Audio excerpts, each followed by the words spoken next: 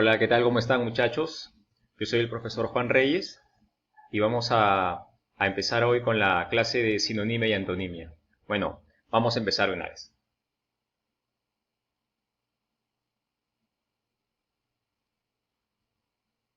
Bueno, vamos a empezar a hablar sobre la relación de sinonimia y lo que son los sinónimos.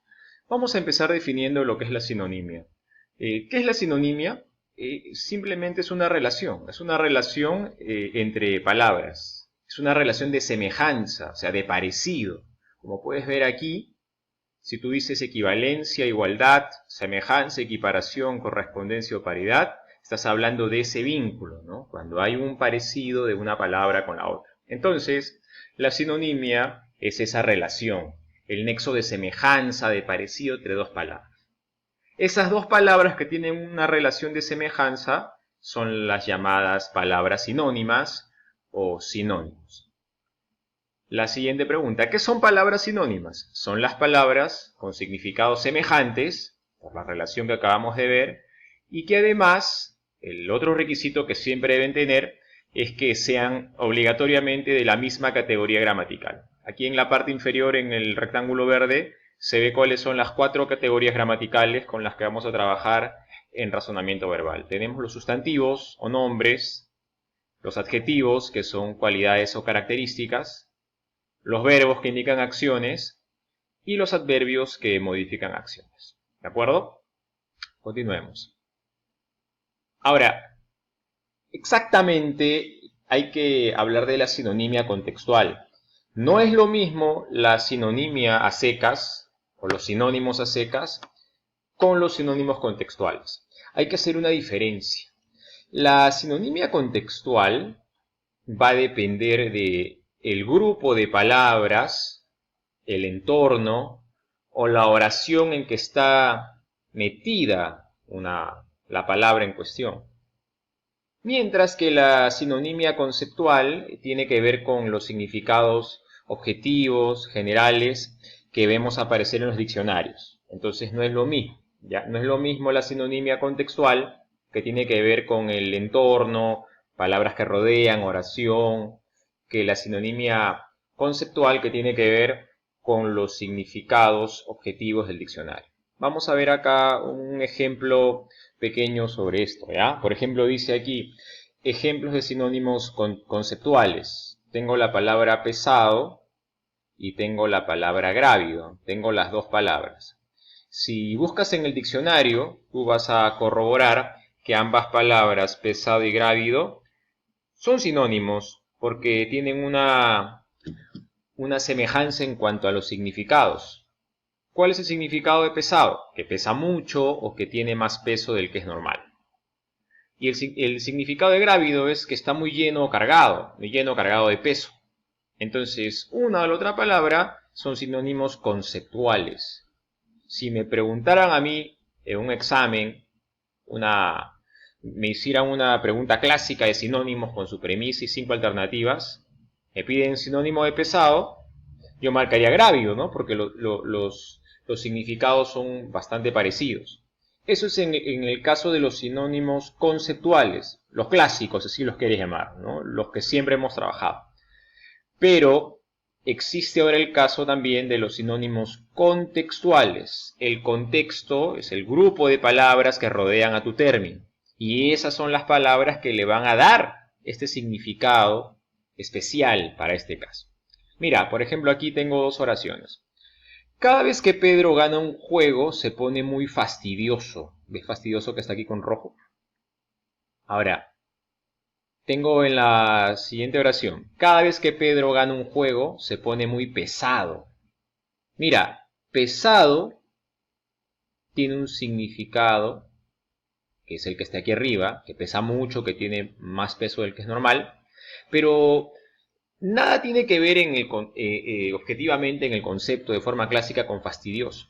Pero dentro de esas oraciones sí podríamos decir que son sinónimos contextuales, dentro de las oraciones. Fuera de esas oraciones, fastidioso y pesado objetivamente no son sinónimos, pero dentro de ellas sí. Entonces mira lo que dice acá. Entonces podemos ver en el rectángulo verde de la derecha. Entonces podemos ver que para que las palabras fastidioso y pesado sean sinónimos van a depender de la oración en que se encuentran. Esa oración es el contexto. Entonces, ¿qué son sinónimos contextuales? Son palabras con relaciones de semejanza dentro de determinadas oraciones, dentro de determinados entornos, no en cualquier caso. ¿Listo? Continuamos. Y en el caso de los antónimos, vamos a llamar antónimos a palabras que, para empezar, deben tener obligatoriamente los significados opuestos, contrarios. Y el segundo requisito es que estas palabras tienen que ser de la misma categoría gramatical. Recuerda que hace un momento te dije que las categorías gramaticales que usamos en razonamiento verbal son las 4 que están en el rectángulo verde: los sustantivos, los adjetivos, los verbos y los adverbios. ¿Listo? Entonces, para que las palabras sean antónimas, primer requisito obligatorio: los significados tienen que ser necesariamente opuestos, contrarios.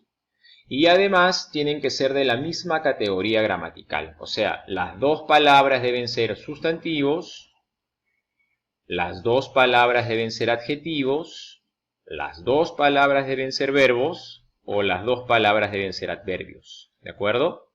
Por ejemplo, aquí tienes la palabra lealtad. Lealtad, que es el nombre de algo. Cuando tú mantienes tu compromiso con algo, con alguien, lo mantienes firme, eres una persona leal, que actúa con lealtad en sustantivo.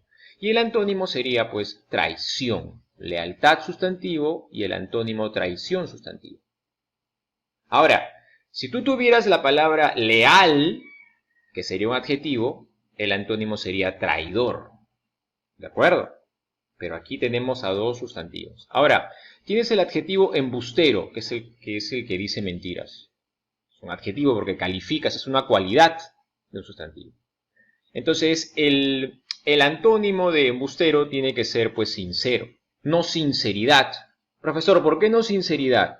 Porque sinceridad sería de otra categoría gramatical, sería sustantivo. Ahora, tienes el verbo ayudar y el antónimo tiene que ser estorbar, porque los dos son verbos, ¿ya? O misma categoría. Y lo mismo ocurre con los adverbios, por ejemplo, despacio y deprisa, ¿no? Caminó despacio o caminó deprisa, ¿de acuerdo? Entonces debes recordar que para que las palabras sean antónimas tienen que ser obligatoriamente de significados opuestos, pero también de la misma categoría gramatical.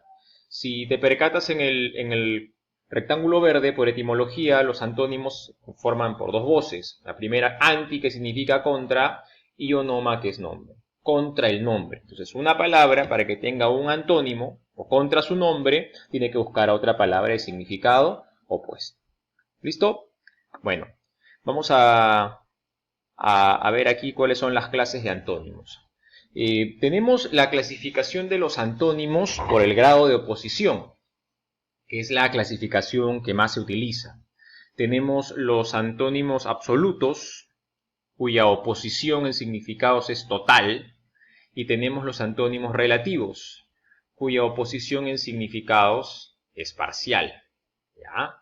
Por ejemplo, para antónimos absolutos, que son significados totalmente opuestos, tenemos como ejemplo la palabra pobreza se opone totalmente a la palabra riqueza. Estas dos son sustantivos.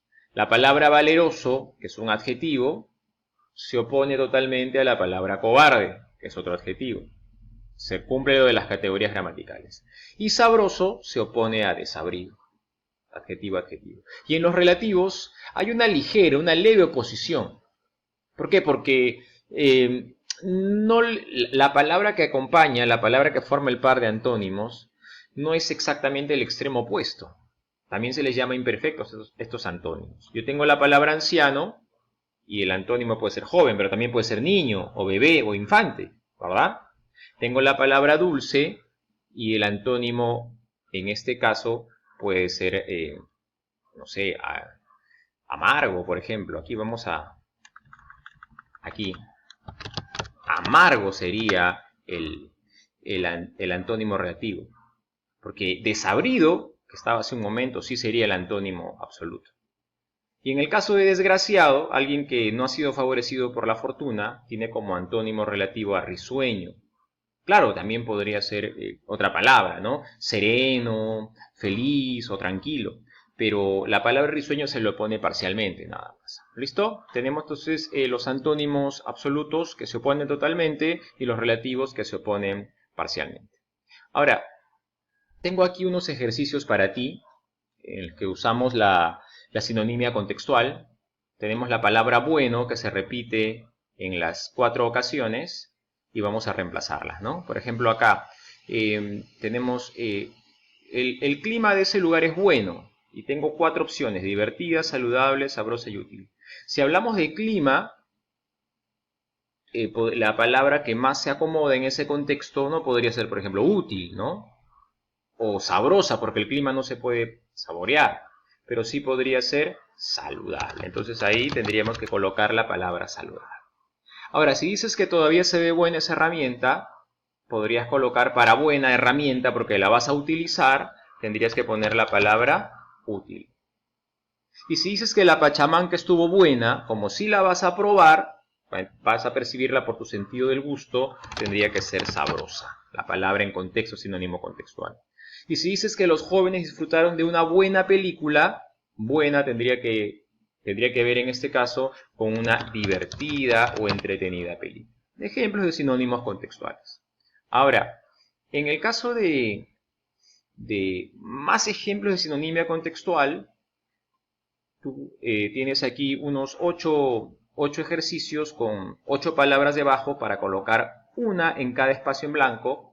Y esto yo te lo voy a dejar para que tú practiques un poco y vamos a ver qué tal te va. Espero que lo hagas bien. Tienes aquí ver, quedó frío, línea, cómodas, lista, loco, depresión y manchó. Y tienes debajo 8 palabras. Espero que lo hagas bien. Ahora, en el caso de los antónimos, tengo aquí 4 ejercicios. Tengo la palabra estropicio. Si yo te pongo una oración, el huracán o el terremoto causó muchos estropicios en la ciudad, asocias que estropicio tiene que ver con romper, con malograr, con destrozar. Como está en la categoría gramatical de sustantivo, el nombre de algo es estropicio, el antónimo tendría que ser otro sustantivo. Si estropicio tiene que ver con arruinar, con malograr, entonces el antónimo tendría que ver con arreglar, embellecer, ¿cierto? Pero como sustantivo. Por lo tanto, la respuesta del antónimo, la palabra de significado opuesto de estropicio, tendría que ser la palabra decoración. Aquí lo tenemos, ¿no? La palabra decoración tendría que ser la respuesta. Ahora, el adjetivo hediondo tiene que ver con aquello que huele mal. Entonces, lo que huele bien, mira, tenemos acá limpio, que es aseado, pero que no te habla de un olor, y tenemos fragante. Fragante que huele bien tendría que ser el antónimo. Si decimos que locuaz es el tipo que habla mucho, el que no habla casi nada o no habla nada, tendría que ser el tipo callado. Adjetivo, adjetivo.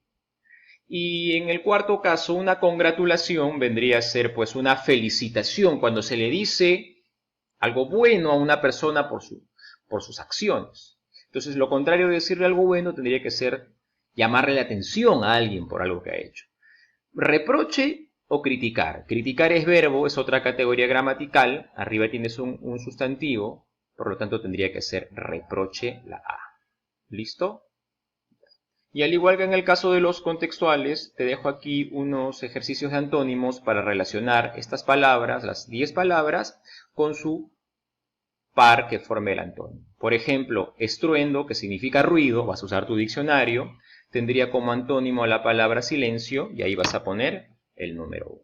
¿Estamos de acuerdo?